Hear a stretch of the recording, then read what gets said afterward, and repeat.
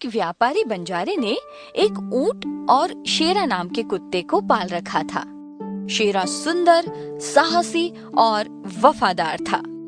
वो सदैव बंजारे के साथ रहकर उसके सामान की रखवाली करता था। एक बार बंजारा अपने ऊंट पर सामान लादकर शेरा के साथ एक जंगल से होकर गुजर रहा था। अचानक सामने एक चीता आ गया। शेरा गुर्राया और भौंकने लगा। चीता ने शेरा पर आक्रमण करने के लिए छलांग लगाई। शेरा अपनी जगह से हट गया और चीते का वार विफल हो गया। बंजारे का डंडा चीते की पीठ पर पड़ा और वह 2-3 बार लुढ़क गया। शेरा, संभल कर वार करना। शेरा ने चीते की पीठ पर काट लिया। चीते ने शेरा को पंजा मार दिया। चीता फिर से शेरा पर वार करने जा रहा था कि ऊंट ने अपने मुंह से चीते की पूंछ पकड़ ली। बंजारे का डंडा फिर से चीते की पीठ पर पड़ा और शेरा ने भी चीते पर वार कर दिया। चीता गिरा, उठा, फिर गिरा, फिर उठा और भाग गया। वाह शेरा, तू वाकई बहुत बहादुर है। मेरे ऊंट ने भी आज कमाल कर दिया। एक बार बंजारे को व्यापार में बहुत घाटा लग गया। उसे माल खरीदने के लिए पैसों की सख्त जरूरत थी, इसलिए वह एक साहूकार के पास गया। सेठ जी, मुझे कुछ रुपयों की सख्त जरूरत है।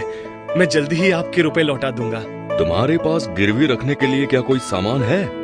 सेठ जी, मेरे पास गिरवी रखने के लिए कुछ भी नहीं है। तुम अपने इस बहादुर कुत्ते को गिरवी रख सकते हो। बंजारा सोचने लगा। फिर उसने मजबूर होकर शेरा को साहूकार के यहाँ गिरवी रखकर रुपए ले लिए। साहूकार ने शेरा को अपने घर पर रख लिया। एक रात साहूकार के घर कुछ चोर आ गए। उनके पास हथियार भी थे। वे चोरी कर रहे थे और शेरा उन्हें चुपचाप देख रहा था। चोरों ने चोरी का सारा माल समेटा और घर के बाहर निकल आए। शेरा चुपके चुपके उनके पीछे चल रहा था। उन चोरों ने चोरी का सारा माल एक पेड़ के नीचे गड्ढा खोदकर छिपा दिया और ऊपर से मिट्टी और पत्तियां डाल दी। इसके बाद वे वहां से चले गए। सवेरा हुआ। घर का सामान अस्त व्यस्त देखकर साहूकार जोर जोर से चिल्लाने लगा। हे भगवान, ये क्या हो गया? चोर सारा माल उठाकर ले गए। मैं बर्बाद हो गया। ये शेरा भी कुछ काम का नहीं है। यदि ये रात में भूखता तो भी चोर चोरी नहीं कर पाते। शेरा अचानक आकर साहूकार के कपड़े मुंह से पकड़कर खींचने लगा। अब मेरे कपड़े पकड़कर क्यों खींच रहा है? देखो तो, आपको ये कहीं ले जाना चाहता है। साहूकार शेरा के इशारे पर उसके पीछे पीछे चलने लगा। शेरा उसी पेड़ के पास जाकर रुक गया जहाँ पर चोरों ने सारा माल छिपाया था। वह अपने पैर से वहाँ की मिट्टी हटाने लगा।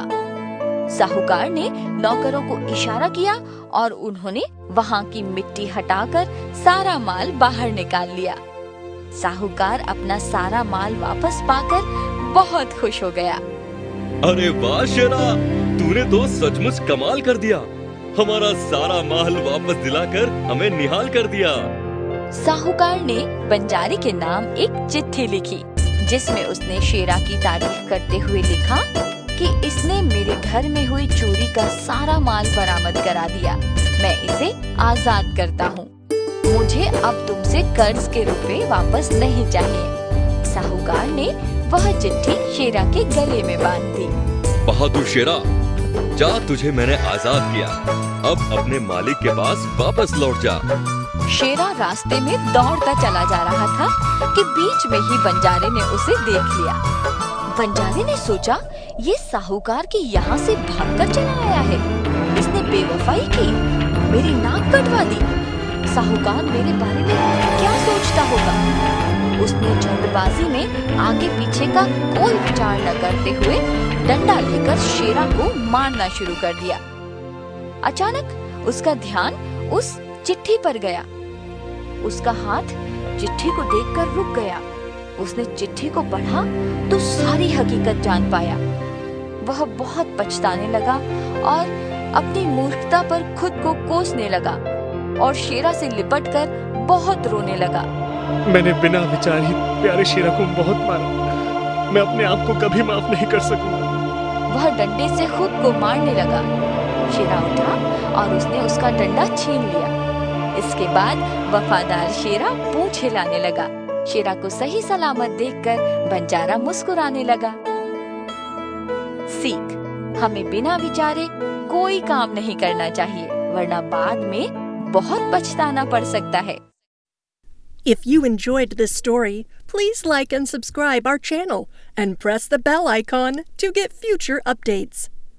And don't forget to comment.